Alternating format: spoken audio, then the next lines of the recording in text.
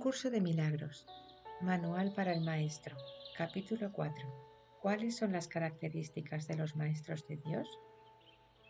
Las características superficiales de los maestros de Dios no son en modo alguno similares. Si se les mira con los ojos del cuerpo, se observa que no hay parecido entre ellos, que vienen de ambientes totalmente distintos, que sus experiencias acerca del mundo varían enormemente y que sus personalidades externas son muy diversas. Durante las primeras etapas en el desempeño de su función como maestros de Dios, aún no han adquirido las profundas características que los establecerán como lo que son. Dios concede dones especiales a sus maestros porque tienen un papel especial que desempeñar en su plan para la expiación. El que sean especiales es, por supuesto, una condición estrictamente temporal, establecida en el tiempo a fin de que los conduzca más allá de él. Estos dones especiales, nacidos de la relación santa hacia lo que se encamina la situación de aprendizaje-enseñanza, se convierten en algo característico de todos los maestros de Dios que han progresado en su aprendizaje. En este sentido, todos son iguales. Todas las diferencias que puedan existir entre los hijos de Dios son temporales. No obstante, puede afirmarse que en el tiempo los maestros de Dios más avanzados poseen las siguientes características. 1. Confianza. He aquí la base sobre la que descansa su capacidad para llevar a cabo su función. La percepción es el resultado de lo que se ha aprendido. De hecho, la percepción es lo que se ha aprendido, ya que causa y efecto nunca se encuentran separados. Los maestros de Dios tienen confianza en el mundo porque han aprendido que no está regido por las leyes que el mundo inventó. Está regido por un poder que se encuentra en ellos, pero que no es de ellos. Ese poder es el que mantiene todas las cosas a salvo. Mediante este poder, los maestros de Dios contemplan un mundo perdonado. Una vez que hemos experimentado ese poder, es imposible volver a confiar en nuestra insignificante fuerza propia. ¿Quién trataría de volar con las minúsculas alas de un gorrión cuando se le ha dado el formidable poder de un águila? ¿Y quién pondría su fe en las miserables ofrendas del ego cuando los dones de Dios se encuentran desplegados ante él? ¿Qué induce a los maestros de Dios a efectuar ese cambio? El desarrollo de la confianza. En primer lugar, tienen que pasar por lo que podría calificarse como un periodo de deshacimiento. Ello no tiene por qué ser doloroso, aunque normalmente lo es. Durante ese periodo parece como si nos estuvieran quitando cosas y raramente se comprende en un principio que estamos simplemente reconociendo su falta de valor. ¿De qué otro modo se iba a poder percibir lo que no tiene valor, a no ser que el perceptor esté en una posición desde la que no puede sino ver las cosas de otra manera? Aún no ha llegado al punto en el que puede efectuar el cambio interno totalmente. Por eso, a veces, el plan requiere que se efectúen cambios en lo que parecen ser las circunstancias externas. Estos cambios son siempre beneficiosos. Una vez que el Maestro de Dios ha aprendido esto, pasa a la segunda fase. Ahora, el Maestro de Dios tiene que pasar por un periodo de selección. Este periodo es siempre bastante difícil, pues al haber aprendido que los cambios que se producen en su vida son siempre beneficiosos, tienen entonces que tomar todas sus decisiones sobre la base de si contribuyen a que el beneficio sea mayor o si lo disminuyen. Descubrirá que muchas cosas, si no la gran mayoría de las que antes valoraba, no hacen sino obstruir su capacidad para transferir lo que ha aprendido a las nuevas situaciones que se le presentan. Puesto que ha valorado lo que en verdad no tiene valor, no generalizarán la lección por temor a lo que cree que pueda perder o deba sacrificar. Se necesita haber aprendido mucho para poder llegar a entender que todas las cosas, acontecimientos, encuentros y circunstancias son provechosos. Solo en la medida en que son provechosos, deberá concedérseles algún grado de realidad en este mundo de las ilusiones. La palabra valor no puede aplicarse a nada más. La tercera fase por la que el Maestro de Dios tiene que pasar podría llamarse un período de renuncia. Si se interpreta esto como una renuncia a lo que es deseable, se generará un enorme conflicto. Son pocos los maestros de Dios que se escapan completamente a esta zozobra. No tiene ningún sentido, no obstante, separar lo que tiene valor de lo que no lo tiene, a menos que se dé el paso que sigue naturalmente. Por lo tanto, el periodo de transición tiende a ser un periodo en el que el Maestro de Dios se siente llamado a sacrificar sus propios intereses en aras de la verdad. Todavía no se ha dado cuenta de cuán absolutamente imposible sería tal exigencia. Esto solo lo puede aprender a medida que, de hecho, renuncia a lo que no tiene valor. Mediante esa renuncia, aprende que donde esperaba aflicción, encuentra en su lugar una feliz despreocupación. Donde pensaba que se le pedía algo, se encuentra agraciado con un regalo. Ahora llega un periodo de asentamiento. Es este un periodo de reposo en el que el Maestro de Dios descansa razonablemente en paz por un tiempo. Ahora consolida su aprendizaje. Ahora comienza a ver el valor de transferir lo que ha aprendido. El potencial de su aprendizaje es literalmente asombroso. El Maestro de Dios ha llegado a un punto en su progreso desde el que puede ver que en dicho aprendizaje radica su escape. Renuncia a lo que no quieres y conserva lo que sí quieres. Qué simple es lo obvio y qué fácil. El Maestro de Dios necesita este periodo de respiro. Todavía no ha llegado tan lejos como cree, mas cuando esté listo para seguir adelante, marcharán a su lado compañeros poderosos. Ahora descansa por un rato y los convoca antes de proseguir. A partir de ahí, ya no seguirá adelante solo. La siguiente fase es ciertamente un periodo de inestabilidad. El Maestro de Dios debe entender ahora que en realidad no sabía distinguir entre lo que tiene valor y lo que no lo tiene. Lo único que realmente ha aprendido hasta ahora es que no desea lo que no tiene valor, pero sí lo que lo tiene. Su propio proceso de selección, no obstante, no le sirvió para enseñarle la diferencia. La idea de sacrificio, tan fundamental en su sistema de pensamiento, imposibilitó el que pudiera discernir. Pensó que había aprendido a estar dispuesto, pero ahora se da cuenta de que no sabe para qué sirve estar dispuesto. Ahora tiene que alcanzar un estado que puede permanecer fuera de su alcance por mucho, mucho tiempo. Tiene que aprender a dejar a un lado todo juicio y a preguntarse en todas circunstancias qué es lo que realmente quiere. De no ser porque cada uno de los pasos en esta dirección está tan fuertemente reforzado, cuán difícil sería darlos. Finalmente llega un período de logros. Ahora es cuando se consolida su aprendizaje. Lo que antes se consideraban simples sombras, ahora son ganancias substanciales, con las que puede contar en cualquier emergencia, así como también en los periodos de calma.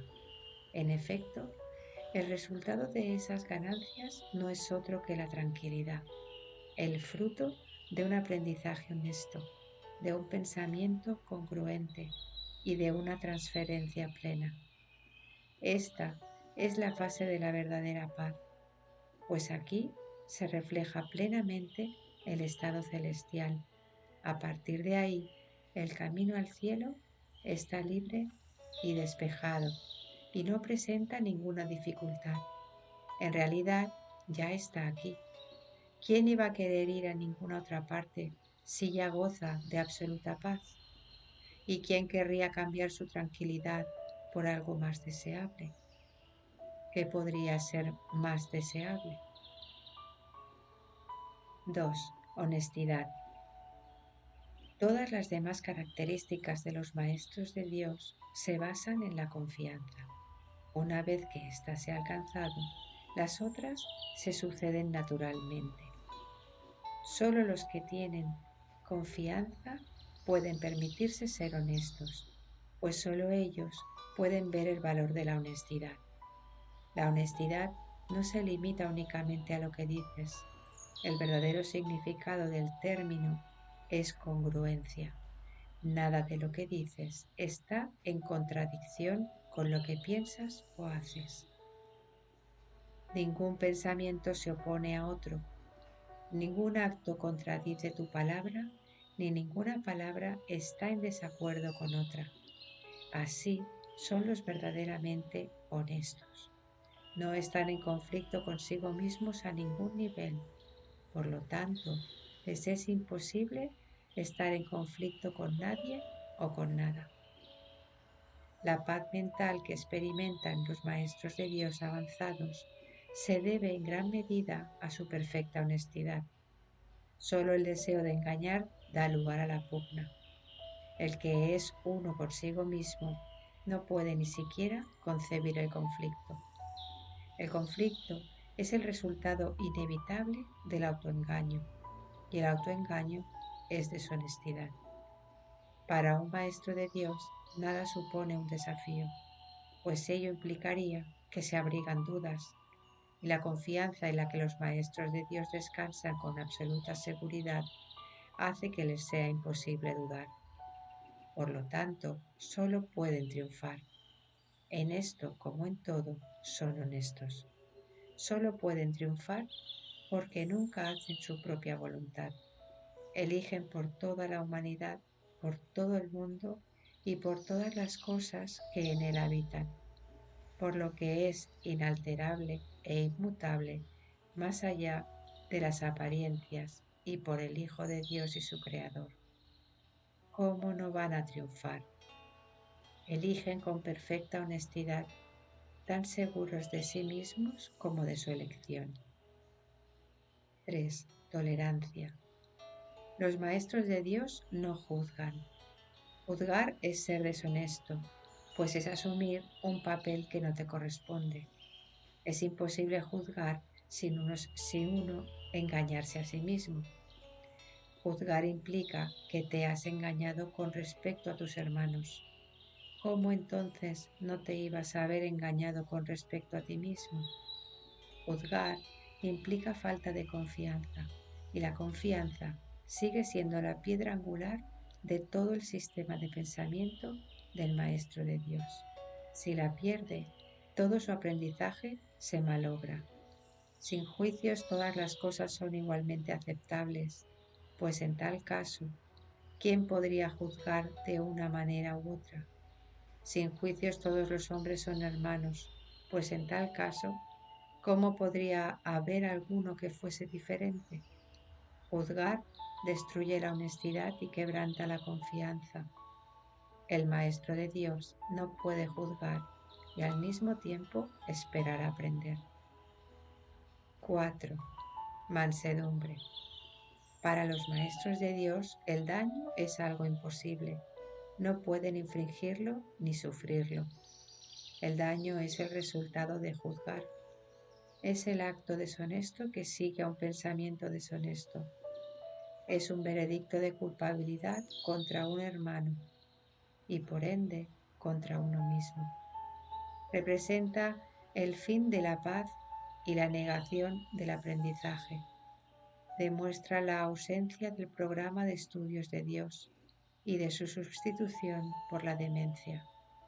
Todo maestro de Dios tiene que aprender, y bastante pronto en su proceso de formación, que hacer daño borra completamente su función de su conciencia. Hacer daño lo confundirá, le hará sentir ira y temor, así como abrigar sospechas. Hará que le resulte imposible aprender las lecciones del Espíritu Santo. Tampoco podrá oír al Maestro de Dios, quien solo puede ser oído por aquellos que se dan cuenta de que, de hecho, hacer daño no lleva a ninguna parte y de que nada provechoso puede proceder de ello. Los maestros de Dios, por lo tanto, son completamente mansos. Necesitan la fuerza de la mansedumbre, pues gracias a ella la función de la salvación se vuelve fácil. Para los que hacen daño, llevar a cabo dicha función es imposible. Pero para quienes el daño no tiene sentido, la función de la salvación es sencillamente algo natural. ¿Qué otra cosa sino esta tiene sentido para el que está en su sano juicio? ¿Quién, de percibir un camino que conduce al cielo, elegiría el infierno? ¿Y quién elegiría la debilidad que irremediablemente resulta de hacer daño cuando puede elegir la fuerza infalible, todo abarcadora e ilimitada de la mansedumbre? El poder de los maestros de Dios radica en su mansedumbre, pues han entendido que sus pensamientos de maldad no emanan del Hijo de Dios ni de su Creador. Por lo tanto, unieron sus pensamientos a aquel que es su fuente, y así su voluntad, que siempre fue la de Dios, quedó libre para ser lo que es. 5. Júbilo. El júbilo es el resultado inevitable de la mansedumbre. La mansedumbre significa que ahora el miedo es imposible. ¿Qué podría entonces obstaculizar el júbilo? Las manos abiertas de la mansedumbre están siempre llenas.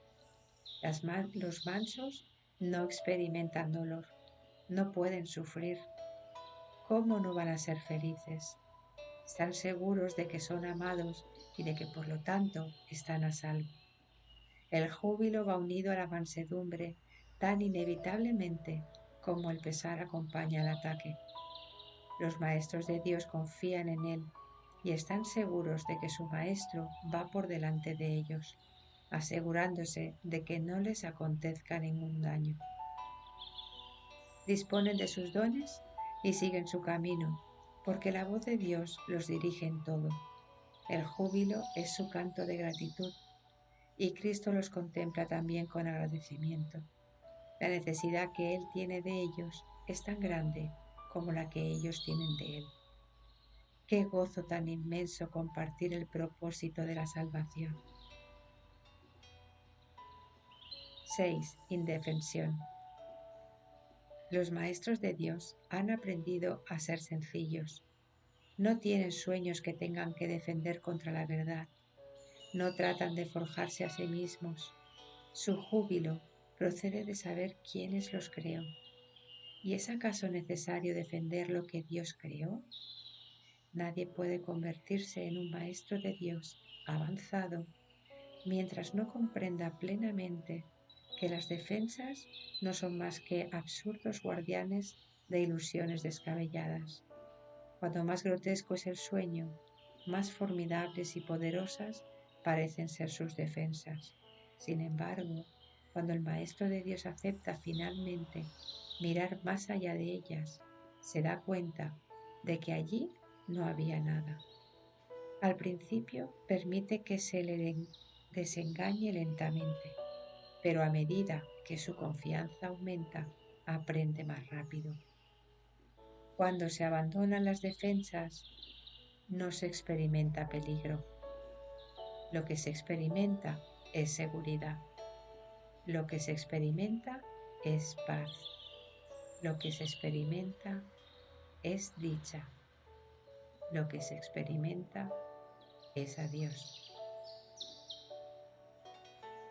7. Generosidad. La palabra generosidad tiene un significado especial para el Maestro de Dios. No es el significado usual de la palabra. De hecho, es un significado que tiene que aprenderse y aprenderse muy bien. Al igual que todos los demás atributos de los Maestros de Dios, este se basa a fin de cuentas en la confianza, puesto que sin confianza nadie puede ser generoso en el verdadero sentido de la palabra. Para el mundo, generosidad significa dar, en el sentido de perder.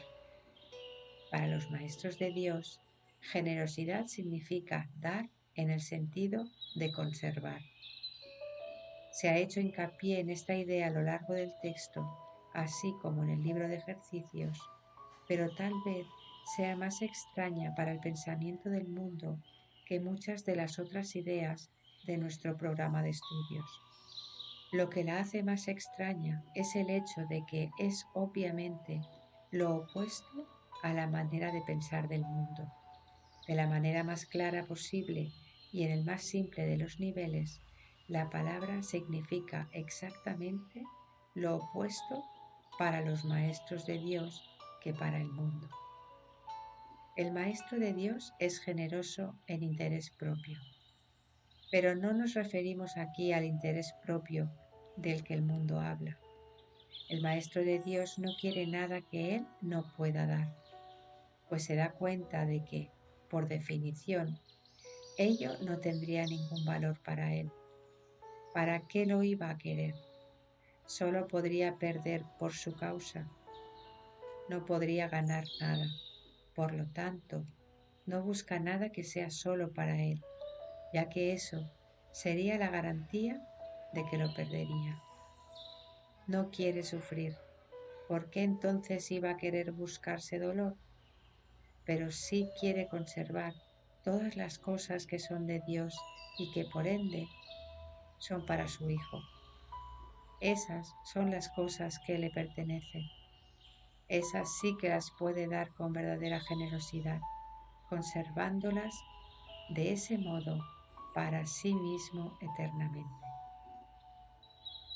8. Paciencia. Los que están seguros del resultado final pueden permitirse el lujo de esperar y esperar sin ansiedad. Para el Maestro de Dios, tener paciencia es algo natural. Todo lo que ve son resultados indudables que ocurrirán en un momento que tal vez aún le sea desconocido, pero que no pone en duda. El momento será tan apropiado como la respuesta, y esto es verdad con respecto a todo lo que ocurre ahora o ocurra en el futuro. En el pasado tampoco se produjeron errores, ni ocurrió nada que no sirviera para beneficiar al mundo, así como aquel a quien aparentemente le ocurrió. Tal vez esto no se entendió así en su momento. Con todo, el Maestro de Dios está dispuesto a reconsiderar todas sus decisiones pasadas, si éstas le están causando dolor a alguien. Tener paciencia es algo natural para los que tienen confianza, seguros de la interpretación final de todas las cosas en el tiempo. Ningún resultado, ya visto o por venir, puede causarles temor alguno. 9. Fe. El grado de fe de un maestro de Dios indica cuán avanzado se encuentra en su programa de estudios. ¿Pone en práctica este aprendizaje solo en algunos aspectos de su vida mientras mantiene otras aparte? De ser así, su progreso es lento y su confianza aún no se ha arraigado finalmente. La fe es la confianza que el Maestro de Dios tiene de que la palabra de Dios ha de resolver todas las cosas perfectamente. No solo algunas, sino todas. Comienza generalmente poniendo su fe en la resolución de solo algunos problemas, manteniéndola así cuidadosamente restringida por el tiempo. Someter todos los problemas a una sola respuesta es invertir completamente la manera de pensar del mundo. Y solo eso es fe. Ninguna otra cosa merece que se le llame por ese nombre. Con todo, vale la pena lograr cada avance, por pequeño que sea. Estar dispuesto, como indica el texto, no quiere decir que se haya alcanzado la maestría. La verdadera fe, sin embargo, no se desvía. Al ser consistente, es completamente honesta. Al ser consecuente, goza de absoluta confianza. Al estar basada en la ausencia de temor, es mansa. Al gozar de certeza, rebosa júbilo. Y al tener confianza, es tolerante. La fe, por lo tanto, encierra en sí todos los demás atributos de los maestros de Dios y entraña la aceptación de su palabra y de la definición que Él tiene de su Hijo. Hacia ellas es a donde la fe, en el verdadero sentido de la palabra, siempre se dirige. En ellas tiene puestas sus miradas, buscándolas hasta que las encuentra. La indefensión naturalmente la acompaña y su condición es el júbilo. Y una vez que las encuentra, descansa con sosegada certeza solo en aquello que es digno de toda fe. 10. Mentalidad abierta. El papel central que ocupa la mentalidad abierta, quizá el último de los atributos que el Maestro de Dios adquiere, puede entenderse fácilmente cuando se reconoce la relación que guarda con el perdón. La mentalidad abierta procede de una ausencia de juicios. De la misma manera que los juicios cierran la mente impidiéndole la entrada al Maestro de Dios, de igual modo la mentalidad abierta lo invita a entrar. De la misma manera en que la condenación juzga al Hijo de Dios como malvado, de igual modo la mentalidad abierta permite que sea juzgado por la voz de Dios en su nombre. De la misma manera en que la proyección de la culpa sobre él lo enviaría al infierno, de igual, la mentalidad abierta permite que la imagen de Cristo le sea extendida. Solo aquellos que tienen una mentalidad abierta pueden estar en paz, pues son los únicos que ven razones para ello. ¿Cómo perdonan los que tienen una mentalidad abierta? Han renunciado a todas las cosas que les impedirían perdonar. Han abandonado realmente el mundo y permitido que éste les sea restaurado con tal frescura y con un júbilo tan glorioso que jamás hubiesen podido concebir un cambio así. Nada es ahora como era antes. Todo lo que antes parecía opaco y sin vida, ahora no hace sino refulgir. Lo que es más, todas las cosas les dan la bienvenida, ya que ha desaparecido toda sensación de amenaza. Ya no quedan tinieblas que oculten la fe de Cristo.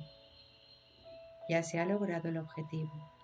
El perdón es la meta final del programa de estudios, pues allana el camino para lo que se encuentra más allá de todo aprendizaje. El programa de estudios no hace ningún esfuerzo por excederse de su verdadera meta. El perdón es su único objetivo, en el cual converge en última instancia todo aprendizaje. Ciertamente, eso es suficiente. Habrás notado que la lista de atributos de los maestros de Dios no incluye las características que constituyen la herencia del Hijo de Dios. Términos tales como amor, impecabilidad, perfección, conocimiento y verdad eterna no aparecen en este contexto, pues no serían apropiados aquí. Lo que Dios ha dado está tan remotamente alejado de nuestro programa de estudios que el aprendizaje no puede sino desaparecer ante su presencia. Sin embargo, mientras su presencia esté velada, el enfoque ha de centrarse necesariamente en el programa de estudios. La función de los maestros de Dios es llevar al mundo el verdadero aprendizaje. Propiamente dicho, lo que llevan es un desaprendizaje, que es a lo único que se le puede llamar verdadero aprendizaje en este mundo. A los maestros de Dios se les ha encomendado la función de llevar al mundo las buenas nuevas del completo perdón. Bienaventurados son en verdad, pues son los portadores de la salvación.